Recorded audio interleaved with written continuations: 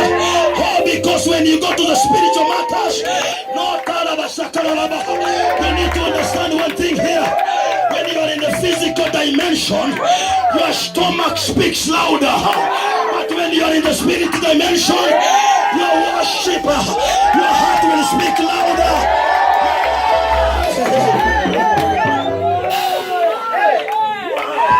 Touch your neighbor, tell your neighbor, your stomach can only speak because you are in physical dimension. The devil knows where to touch. Haman knows where to touch. He knows where to touch. Because you are in the flesh, he knows that you are led by the flesh. And remember, the Bible says here,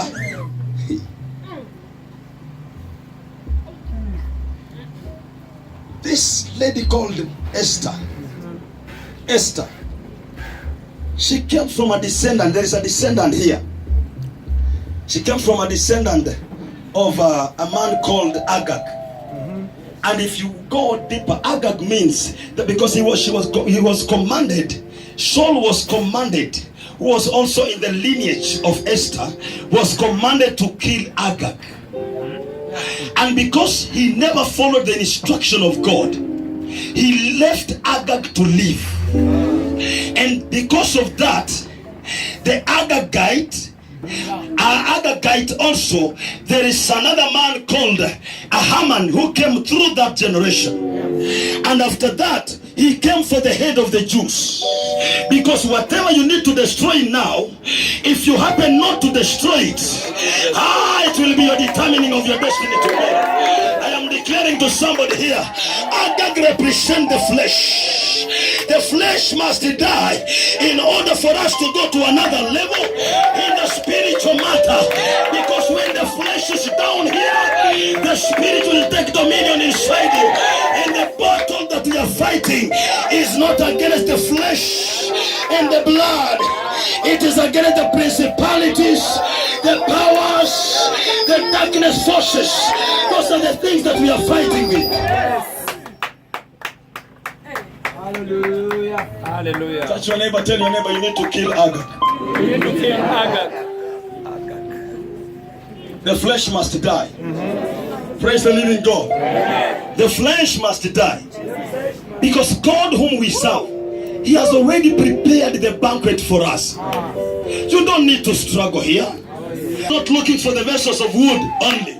But the Bible says, every vessel, no matter which type of material you are, but your preparation determines whatever God has prepared for you. I declare to somebody here, prepare this morning to worship the Lord. Prepare this morning to hear the voice of God. Prepare this morning to walk by the obedience of the word of God. And from today, no matter where you came from, whether you came from Buruburu, whether you came from Mukuru-Kwanjenga, whether you came from where you came from, that does not matter. Your preparation matters a lot. Glory to God. Thank you, Lord. Preparation. Touch your neighbor, tell your neighbor you need to prepare yourself. You need to prepare yourself. Hallelujah. Esther prepared herself. She remained in the presence of Mordecai. Hallelujah. Every time Mordecai spoke to Esther, Esther followed what Mordecai was telling her. Hallelujah. I declare to somebody here, you can be a good worshiper, you can be a good preacher, you can be a good church goer, but if you don't have a zeal to serve this God, if you are not one with God, then you are an entertainer in the kingdom of God. But Jehovah has sent me to speak this, that we must follow instruction before we do anything in the kingdom of God.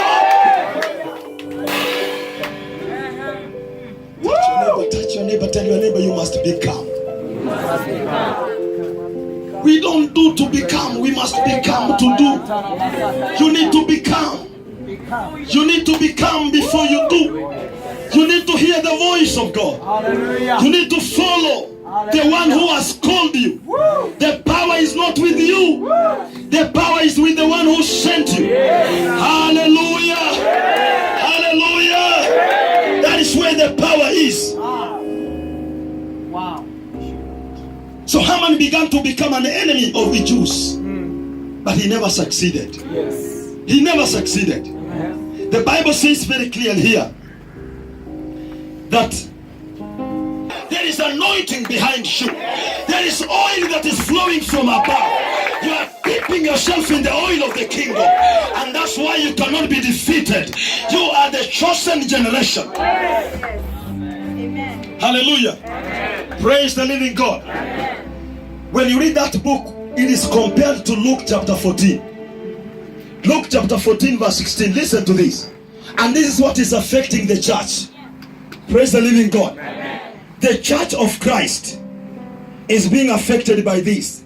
The Bible says, then he said unto him, a certain man made a great supper, a banquet. A certain man, you can understand that man now from the book of Esther. Praise the living God. A certain man made a great supper and invited many, and sent his servant at the supper time. At the supper time, when everything is ready on the table, when you don't need to work for it, when you need just to wash your hands and sit down. Am I speaking to somebody here? Then you are called immediately. You don't need to wait anymore, but everything has been put on the table. I can see the scripture being fulfilled there, that my God will prepare a table in front of my enemies. Hallelujah. And say to them that were invited, come, for all things are ready. Oh, yes. For all things are ready. Come on. Hey. And they all with one accord began to make excuse. The first one said unto him, I have bought a piece of ground, and I must need to go and see it. The banquet is there for you. But the first one said, I bought a piece of land. I must go there and see my piece of land.